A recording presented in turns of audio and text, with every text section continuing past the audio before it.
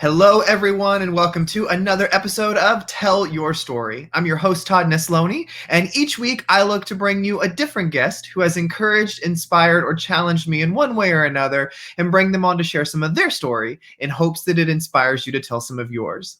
I am so excited to talk to Kimbrelle Lewis today. Kimbrelle, thank you for being here. Kind of tell everybody who you are. Oh, thanks for having me, Todd. I'm Kimbrelle Barbosa Lewis, and I'm delighted to get to tell my story today. I'm a school principal at a school called Cordova Elementary in Cordova, Tennessee. It's in the Memphis area, and I also serve as NAESP president. So, Kimbrelle, I have so much I want to ask you today, but whenever I have these conversations, I always start with the same first question. And that is, when you were a little kid, dreaming what you were going to be when you grew up, does it align at all with what you're doing now? Not at all, not in any way. What were you dreaming of? So, when I was a little girl, I really wanted to be a physician, specifically an ophthalmologist, or I wanted to be an optometrist. Really? Where'd that come from? I love science, and I thought it was my strength when I was young. And I was really fascinated by learning more about working with eyes at that time and, just medicine. And no, in no way did I end up going into that field. And I think it's a great field, but I'm very, very excited and passionate about what I do now. So what happened? What was the deciding factor where because at some point you realize education is the path that you're meant to be on. What kind of led you to that? So there were two deciding factors. As an undergrad, starting out as a biology major, I quickly learned it was not the major for me. It was not the major for me, so that was number one. Uh-huh. And then the second was after graduating, I initially went into banking. Uh-huh. And I went to a liberal arts college and we were heavily recruited into banking. I enjoyed it, but it was definitely not my passion. I enjoyed more of the volunteer work that I did, spending time with students and tutoring students. And so I made a career change. I love that.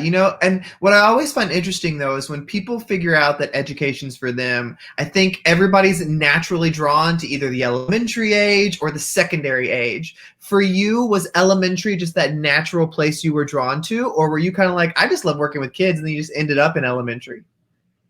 I think I'm definitely an elementary person. I worked with elementary kids already, volunteering, and I thought that would be my niche, and I do. I love elementary kids. I didn't teach kindergarten, but I knew I could start in the middle. Still, when they were young and enthusiastic, they were enthusiastic about learning, and I was excited to get on my knees and work with them. And we had to do some hands-on learning. It was definitely the place for me working in elementary. So when you became an elementary teacher and when you served in the classroom, what grades did you teach? I taught first grade the entire time. So I was early childhood. Even though I'm certified to teach through middle school, I liked working with that age group really because reading was my passion. Right. So something I was passionate about as a student. And I love to see my students grow in their reading abilities and what they wanted to read over the course of that year. And so I wanted to stay in that grade because I knew how much that could change their lives.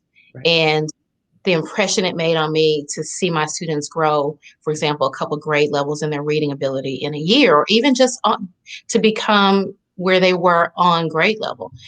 I knew how that could change their lives moving forward.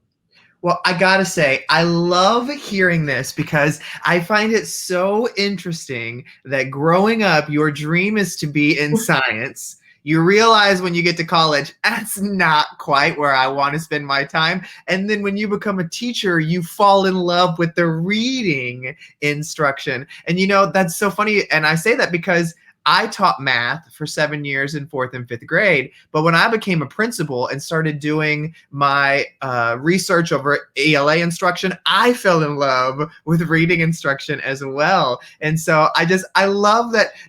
Could you ever have imagined yourself being that much compassionate towards ELAR? Yes, I could because of what it meant to me Mm, as a child. Yeah. I got lost in reading and I loved writing. So I loved just, and it's interesting, of course, in elementary school and middle school, that was important. And then when I learned how to really develop my writing in high school and then moving on, it was just a place that I loved to be. Yeah. I love to escape in reading.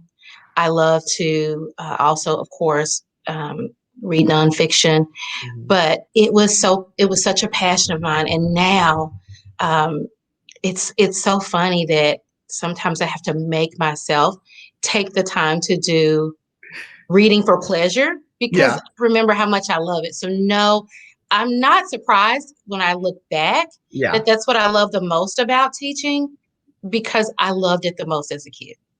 Okay, so I gotta ask because I'm a huge book person. If you're gonna recommend a book to someone, whether it's a book you read as a kid, a book you loved introducing to your students, or a book you've read recently, recommend something that's close to your heart. So I think this is always the hardest question that I get, to be honest, Yeah. because I want people to read what they love Mhm. and also what is going to either free them Yeah. from any kind of confines that, every day we're stressed, anything that's going to free them from that, or anything that's going to help further them as they move through their leadership. So, as a kid, I read just some of everything. And as a young adult child, I really loved Judy Blume books. Mhm. Now I really like to get books for my kids are all different, but like for my daughter, when I think about her being a young child of color, books that she can identify with right now. And I'm slowly reading, but I'm reading a book called We Want to Do More Than Survive. And Ah. that is both for my leadership and also just to understand more and learn more about how we break down some of the problems with social justice. So that's where I am now.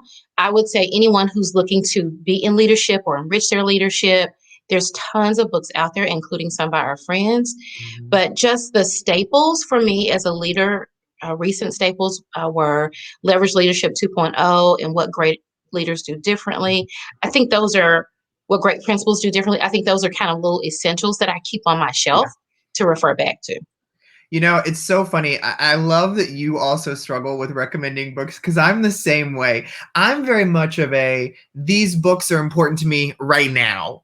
And so, Right. like, when I recommend, I'm like, well, like this month, I'm loving these. But if you would have asked me like 2 years ago, I would have totally different recommendations from what I'm going to have 2 months from now. And so it's always so hard because I'm like, I don't want to leave anybody out that I love their work, but I appreciate you sharing that. But you mentioned now that you are in a administrative role. And so at what point in your career did you realize that, I may want to step outside the classroom and try something different? When I was a teacher, I was really um, fortunate to be selected to lead our school through our school improvement process. So I was a teacher leader, and that's when it changed for me. Mm. That's when I saw the big picture beyond my classroom, beyond what my students could do and working with my team, when I saw the full scope of how a school needed to work together to Yeah. support all learners. That's when it began to change for me. And that's when I began to think about going into leadership. And I think it was probably maybe 2 to 3 years after that I left the classroom. Mhm. And so, I always find that when I speak with the people in administrative roles, I love to ask this question because I think of my own journey into administrative roles, and I thought I knew what those roles entailed until I got in them. And then not only did I learn a lot about that role, but I learned a lot about myself that I didn't know I was going to learn. So now being in that role for a few years, what would you say is something you've learned about yourself? I've learned a lot about myself, that I make mistakes. Yeah. And I've learned that it's very hard for me to accept making mistakes, but Mhm. that is a part of growth and a part of life. Yeah. I've learned that I definitely cannot do it all. I Mhm. share leadership, and I have certain strengths, and then my team has members of my team have other strengths, and that's Right. really important. Growing leadership is important. I couldn't be on leave for my school this year if that weren't the case, if I didn't learn to share leadership. But I also learned, and what people may not realize, because I had served as an assistant principal for several years, I'd served as an instructional coach. There's nothing that quite prepares you to be a principal. There are aspects that you learn that prepare you, and then of course your programs that you go through. And I, of course, like many people, went through an additional program with my district. There's nothing like what you learn on the job. That's The right. other thing I learned, the most important thing, is that I was not alone. I'm so Mhm. thankful for my colleagues because, yeah, I couldn't do it every day. I couldn't have done it without picking their brains and, asking them for resources and asking them, how did you handle this, or would you handle this? So I also learned that those colleagues, I've been able to learn from colleagues across the Mhm. country because of NAESP, and that really changed my life, even as an assistant principal. Well, I love that you just mentioned NASP because when you're a teacher, you know about your teacher unions in your state and things like that. And in Texas we have ATPE, and I knew about that. And then when I became a principal, I knew about my state principal association, TEPSA, which is where I work now. But Right. And I love after a few years, I learned about NASP, and I'm just like, how did I not know there's the National Association of Elementary School Principals? And then I went to the summer conference, and I was like, done, sold. Like, this is my way, because I'm a big social media guy. But there's something totally different about connecting in person and being able to go to a conference where it is principals from all over the country who are connecting and sharing and learning. And it's just such a powerful thing to be a part of an association that represents the United States and that represents all of us. And so I'd love to know, now as the current president, what's that experience like, being the somewhat figurehead for all of us, for the country? it's great. It is. I don't. It could never end for me. I could do it every day forever. It is wonderful. It looks a little different this year Yeah, because of yeah. us all being quarantined and traveling restrictions, but it is amazing. I am very thankful to have the opportunity to represent principals across the country. The ability to, even though I'm virtual, I still get to attend conferences. Like, I got to record for your conference in the fall, and I still get to do talks like this. Yeah. And the most important thing, again, is that connection.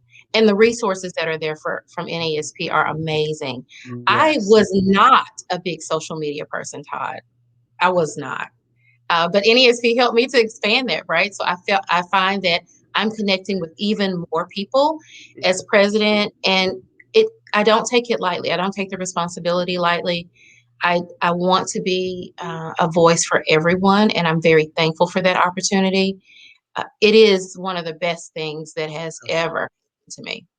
And I would say to anybody listening, find the association that represents the role that you're in and join that. And I don't just say it flippantly, because those associations fight for their people. And the bigger Absolutely. their membership base is, the more power they have in amplifying the needs of our field. And so I think that's why we're always talking about this is why it's important to join. There's amazing resources. You connect with so many great people, but they also do so much advocating on your behalf. Advocacy. Yes. So I love that. Well, Kimbrelle, one question I love to ask too during these conversations as we wrap up is, I find that so many of us, regardless of any success we have, the roles we're in, we still find ourselves battling with doubt at times and comparison and seeing what others are doing and wondering why we aren't keeping up. And so I'd love to know, from your perspective, how do you keep doubt from taking root in your own life? I'm not very good at it. Just to Me be neither. be transparent with you, Todd. Excuse me. I have doubts every single day, throughout the day. I always want to feel like I'm doing enough, or I'm reaching goals, and I do see what other people are doing.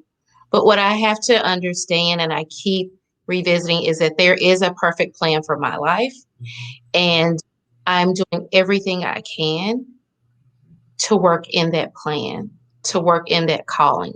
So I know that what I'm doing is my profession, but it's also my calling. Right. It's not by accident. And so even though I'm going to say this, you're going to have doubts, Uh-huh. and that's okay. But revisit what confirms you, right? So whether that's your network or it's your faith or it's just spending that time helping yourself to stay healthy, to mentally stay healthy. And I think that's a big part. It's a battle in our minds to second guess ourselves. And I do Mhm. that a lot. And people would think, okay, well, you get to have this role and you get to be very present in this role as a national president. Well, I think that's when it becomes even harder to fight Yeah. those doubts because you're like, okay, I have to work on the behalf of so many others. Am I doing a good job at that? And this year for me, am I doing a good job of that virtually? Am I doing enough? And so all I can tell everyone else is you are not alone. Mhm. I experience that every day, a great majority of the day. Yep. Center yourself in what you know is true and what has caused you to do what you do already, what motivates you already. Take some time for yourself, learn to say no when you're experiencing that a whole lot, to just recenter yourself. And you are good enough, and you're going to continue to be exactly where you need to be. Okay, that is beautiful, and there's absolutely no way I could end this conversation any better. Kimbrelle, I gotta say, you have been such an inspiration to me with some of the work that you're doing. And so when you actually agreed to come on, I was like, oh, I'm kind of like fanboying out over here because I love you're so genuine, and there's some people that you connect with where you're just impressed by them professionally, but then when you start to get to know them, you're even more impressed because of the type of the people they are. And there were so many great nuggets today. So for me, to everybody who might be watching or listening, thank you so much for being a guest today. It's my true honor and pleasure. And that is so kind of you. And just so you know, I kind of fangirl a little bit when you ask me because I'm like, he's so big in social media Oh and my he's written goodness. that book and he's so understand that it means a lot to me too to get to talk to you. Well, thank you, Kimbrelle, and thank you everybody for listening or watching another episode of Tell Your Story. Remember, you can check out all the past episodes on iTunes, Spotify, SoundCloud, wherever you get your stuff. It's there. I hope today's conversation with Kimbrelle has encouraged you to get out there and tell your story because every